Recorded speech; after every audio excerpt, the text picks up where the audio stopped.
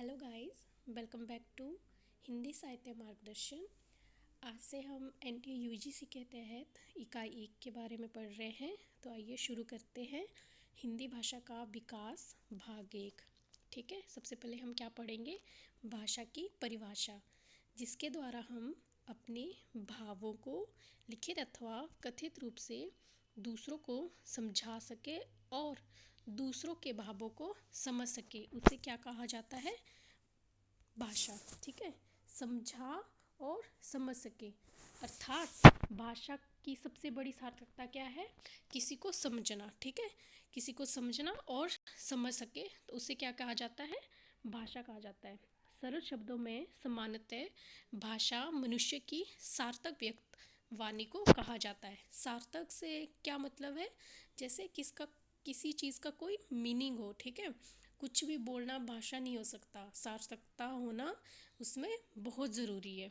ठीक है, आगे हम पढ़ेंगे। डॉक्टर श्याम सुंदर दास के अनुसार इन्होंने भाषा की क्या परिभाषा दी है? मनुष्य और मनुष्य के बीच वस्तुओं के विषय इतनी अपनी इच्छा और मति का आदान प्रदान करने के लिए व्यक्त ध्वनि संकेतों का जो व्यवहार होता है उसे क्या कहा जाता है? भाषा कहा जाता है। ठीक है, ध्वनि संकेतों से क्या मतलब है? ध्वनि संकेत से क्या हमारा अभिप्राय है कि जैसे जो हम मुंह के अंदर उच्चारण स्थान है, ठीक है, मुंह के अंदर जो हमारा उच्चारण स्थान निकलता है ना, वो हुए ध्वनि संकेत। जैसे कि क है, क का उच्चारण स्थान क्या हुआ? कंठ।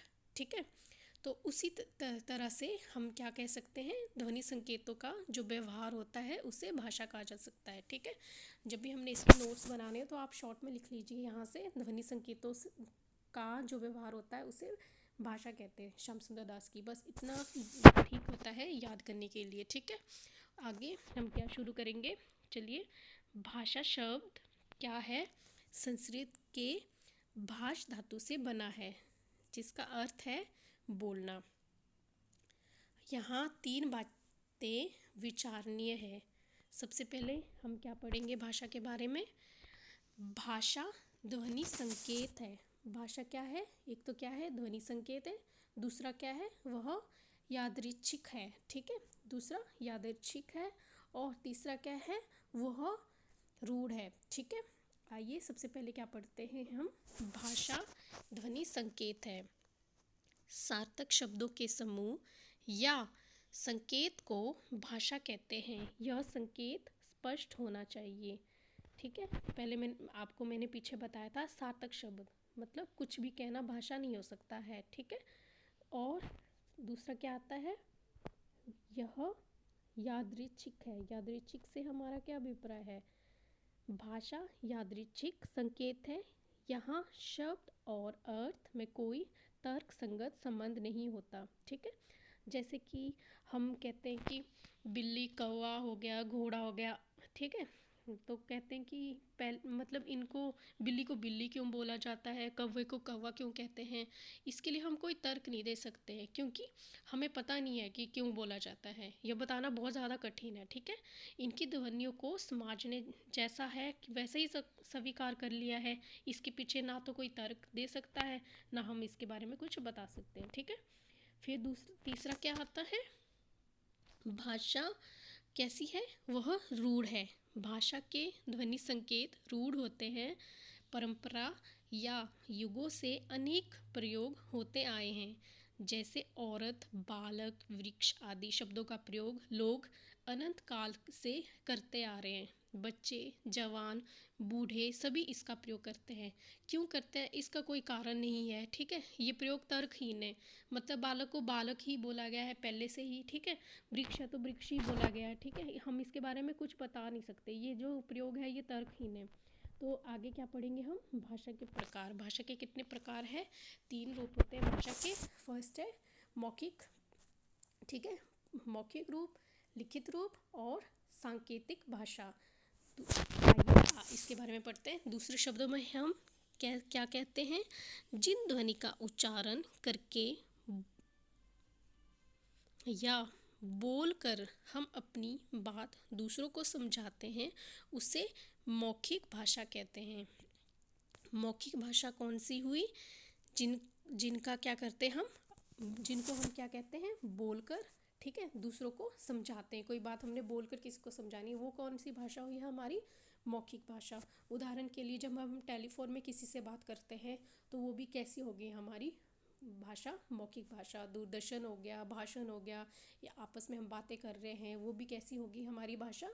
मौखिक भाषा होगी। नाटक, रेडियो में जो आ रहा है वो भी कैसी है? मौखिक, मुंह के द्वारा, मतलब हम उनको, मौखिक भाषा होती है जिसमें क्या होता है, बोल भी रहे हैं और हम वो चीज़ सुन भी रहे हैं। मौखिक भाषा में आता है बोलना और सुनना, ठीक है। उसके बाद हम आगे क्या पढ़ेंगे? लिखित भाषा। मौखिक भाषा की कुछ विशेषताएं भी हैं, ठीक है। मौखिक भाषा की कुछ विशेषताएं दी गई हैं। ये कैसी है? यह भाषा का अस्थायी रूप है। अस्थायी रूप कैसे है? जैसे मान लो हमने क्या लिखा, कि मीरा, क्या लिखा हमने? मीरा मेरी बहन है, ठीक है। अब जब तक हम इसको मिटाएंगे नहीं तो वो कैसी रहेगी? स्थायी रहेगी। लेकिन जब हमने इसको मिटा दिया, वो क्या हो गया? अस्थायी रूप। इसका मतलब आपका अस्थायी रूप ये है कि कोई चीज़ हम लिख लिख के रखेंगे, ठीक है, वो तो हुई स्थायी, ठीक है। अगर हम उसको मिटा देंगे तो वो क्या चीज़ है? वो चीज़ है अस्थायी, ठीक है। दूसरा क्या है? दूसरा है उच्चारित होने के साथ ही यह समाप्त हो जाती है। उच्चारित होने के साथ क्या हो जाती है? ये समाप्त हो जाती है, ठीक है। यह भाषा का मूल या प्रधान रूप है। ये भाषा का कैसा रूप है? मूल या प्रधान रूप है, ठीक है। आगे हम किसके बारे में पढ़ेंगे? लिखित भाषा के बारे में। लिखित भाषा कैसी है? जिन अक्षरों या चिन्हों की सहायता से हम अपने मन के विचारों को लिखकर और क्या करते हैं? लिखकर प्रकट करते हैं, उसे लिखित भाषा कहते हैं। उदाहरण के लिए क्या है? जब हम किसी को लेटर लिखते हैं, ठीक है, अपने विचार हमने दूसरों को आगे कैसे करने हैं? लिख के प्रकट करने हैं, तो उसको क्या वो कौन सी भाषा होगी? लिखित भाषा। जैसे पत्र हो गया, लेख हो गया, ठीक है, पत्रिका, समाचार पत्र, कहानी, जीवनी, संस्मरण हो गए, तार आदि, ठीक है। तार तार का मतलब यहाँ पे लेटर, जो पत्थर होते हैं ना, उसी से ही है, ठीक है। तो ये कौन सी भाषा होगी? लिखित भाषा। इसके बाद हम आगे पढ़ेंगे लिखित भाषा की कुछ प्रमुख विशेषताएं कौन कौन सी है। आइए इनके बारे में पढ़ते हैं। यह भाषा स्थायी रूप है। जैसे मैंने बताया था ना, हम कुछ लिखेंगे तो वो हमेशा तक रहेगा। जैसे कि फॉर एग्जाम्पल रामचरितमानस है, ठीक है, तुलसीदास जी ने लिखा है रामचरितमानस। तो वो क्या है? उसका वो स्थायी रूप है। अगर वो नहीं लिखते तो हमें उसके बारे में पता ही नहीं चलता, ठीक है। उन्होंने लिख रखा है, हम उसको आज पढ़ रहे हैं तो हमें जानकारी मिल रही है राम जी के चरित्र के बारे में, जीवन चरित्र के बारे में। तो वो क्या हो गया? स्थायी रूप। मतलब वो हमेशा से रहेगा। आगे भी लोग, हम पढ़ रहे हैं, हमारी जो आगे जनरेशन होगी वो भी पढ़ेगी, ठीक है। इसके बाद क्या है? इस रूप में हम अपने भावों तथा विचारों को अनंत काल के लिए सुरक्षित रख सकते हैं। जैसे मैंने आपको बताया ना, रामचरितमानस वही है। वो बहुत पहले तुलसीदास जी ने लिखा है, तो हम उसको अभी तक पढ़ते जाएं। मतलब अनंत काल से कोई चीज़ को हम सुरक्षित रख सकते हैं, ठीक है। और तीसरा क्या है?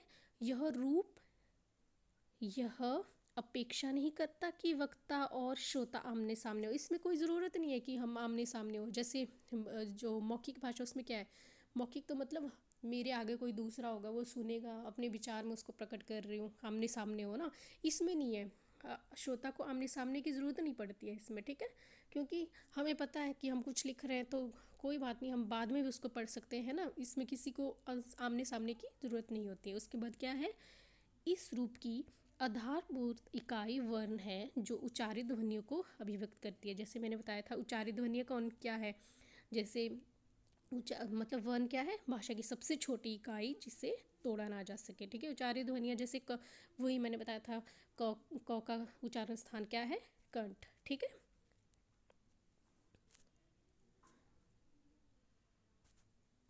नेक्स्ट तीसरा क्या आता है इसमें? सांकेतिक भाषा। सांकेतिक भाषा जिन संकेतों के द्वारा बच्चे या गूंगे अपनी बात दूसरों को समझाते हैं। गूंगे नहीं बोल सकते हम, दिव्यांग बोलते हैं आजकल। तो हम कह सकते हैं कि जिन संकेतों के द्वारा बच्चे या दिव्यांग अपनी भाषा दूसरों को समझाते हैं। कैसे समझाते हैं? संकेत के द्वारा समझाते हैं, ठीक है। दूसरे शब्दों में जब इशारों में के द्वारा मतलब बात समझाते हैं, समझी जाती है, उसे उस भाषा को क्या कहा जाता है? सांकेतिक भाषा कहा जाता है। जैसे चौराहे पे खड़ा यातायात नियंत्रित करता सिपाही, ठीक है, नियंत्रित करता सिपाही, मतलब ट्रैफिक सिग्नल पे जो खड़ा होता है ना सिपाही, वो हमें बता रहा है कि लेफ़्ट जाना है कि राइट जाना है, कई बार बता रहते हैं, ठीक है। और जैसे ट्रैफिक सिग्नल दे रखे होते हैं, येलो रेड और ब्लू कलर के दे रखे होते हैं, ठीक है। तो हमें हमें वो बताता है, जैसे रेड क्या है कि हमने स्टॉप करना है, ठीक है। वो ग्रीन कलर का क्या है कि हमने आगे जाना है, ठीक है। इसका अध्ययन व्याकरण में नहीं किया जाता। इसका अध्ययन क्या है? सांकेतिक भाषा का अध्ययन जो है व्याकरण में नहीं किया जाता है, ठीक है। आगे हम क्या पढ़ेंगे? हर देश में भाषा के 3 रूप मिलते हैं। हर देश में भाषा के कितने रूप मिलते हैं? 3 रूप मिलते हैं। बोलियां, परिनिष्ठ भाषा और राष्ट्रभाषा। सबसे पहले हम किसके बारे में पढ़ेंगे? बोलियां के बारे में, ठीक है। बोलियां किसे कहते हैं? जिन स्थानीय बोलियों का प्रयोग लोग साधारणतः अपने समूह या घरों में करते हैं, उसे बोली कहते हैं, ठीक है। स्थानीय से क्या है? जो हमारा लोकेलिटी है, ठीक है। जो हम अपने लोकल जो बातचीत करते हैं ना, बोलियां, उसको क्या कहा जाता है? बोली कहा जाता है, ठीक है। किसी भी देश में बोलियों की संख्या अनेक होती है, ठीक है। ये घास पात की तरह अपने आप जन्म लेती है। मतलब पता ही है, जैसे लोकेलिटी में, इस लोकेलिटी में कोई मान लो हर हमारे आसपास जो है हर लोकेलिटी के लोग रहते हैं, हर भाषा के लोग रहते हैं। कोई हिंदू है, मुस्लिम है, और सबकी क्या है? अलग अलग बोली है, ठीक है। तो अपने आप ही जन्म ले रही है और किसी क्षेत्र विशेष में बोली जाती है। मतलब किसी क्षेत्र विशेष में बोली जाती है, जैसे भोजपुरी है, ठीक है, मगही है, अवधी है, ठीक है। और आगे क्या है? हिंदी की अब तक कितनी बोलियों को स्वीकारा गया है? 18, ठीक है, 18 बोलियों को स्वीकारा गया है। दूसरा क्या पढ़ेंगे हम? परिनिष्ठ भाषा। परिनिष्ठ भाषा क्या हुई? यह व्याकरण से नियंत्रित होती है। इसका प्रयोग शिक्षा, शासन और साहित्य में होता है। कहाँ होता है? शिक्षा, शासन और साहित्य में होता है। बोली को जब व्याकरण से परिष्कृत किया जाता है तब यह परिनिष्ठ भाषा बन जाती है, ठीक है। क्या है? फॉर एग्जाम्पल, परिनिष्ठ भाषा क्या हो? जिसको नियम बना दिया जाता है, ठीक है। जैसे जिसके लिए प्रशासन में कोई प्रॉब्लम ना हो, ठीक है। परिनिष्ठ मीन्स कि कोई नियम बनाया गया है, ठीक है। आज परिनिष्ठ भाषा बन गई है। कौन सी? खड़ी बोली कभी कभी बोली थी, कभी ये क्या थी? बोली थी, लेकिन आज परिनिष्ठ भाषा बन गई है। खड़ी बोली में बहुत ज़्यादा हमारी रचनाएं हुई है, ठीक है, जिनका उपयोग भारत में सभी स्थानों में होता है ना। और तीसरा क्या पढ़ेंगे हम? राष्ट्रभाषा।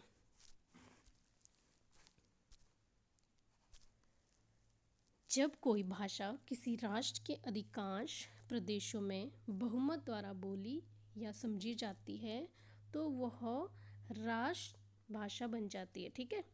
राष्ट्रभाषा बन जाती है। दूसरे शब्दों में वह भाषा जो देश के अधिकतर निवासियों द्वारा प्रयोग में लाई जाती है राष्ट्रभाषा कहलाती है, ठीक है। अब राष्ट्रभाषा का से क्या मतलब है? संकल्पना जो है, जिसको हम सोचते हैं कि माननी चाहिए, ठीक है। जैसे लोकतंत्र है, लोकतंत्र भी संकल्पना है ना। हम सोचते हैं कि हमें मानना चाहिए संविधान में। पर क्या है कि संविधान में राष्ट्रभाषा का को जो उल्लेख है ना, वो नहीं हुआ है, क्योंकि राजभाषा का उल्लेख हुआ है, ठीक है। जैसे हम कहा जाता है कि राष्ट्रभाषा, मतलब राष्ट्रभाषा जैसे हिंदी की राष्ट्रभाषा है, हम मानते हैं राष्ट्रभाषा, लेकिन राजभाषा कहते हैं, ठीक है। इसी के साथ हमारी आज की क्लास समाप्त होती है और कल हम इसके आगे पढ़ेंगे। आशा करती हूँ कि आपको मेरी क्लास बहुत अच्छी लगी होगी। तो अगर आपको क्लास अच्छी लगी है तो हमारी क्लास को आगे से आगे शेयर कीजिए, कमेंट करना और please subscribe my channel. Thank you.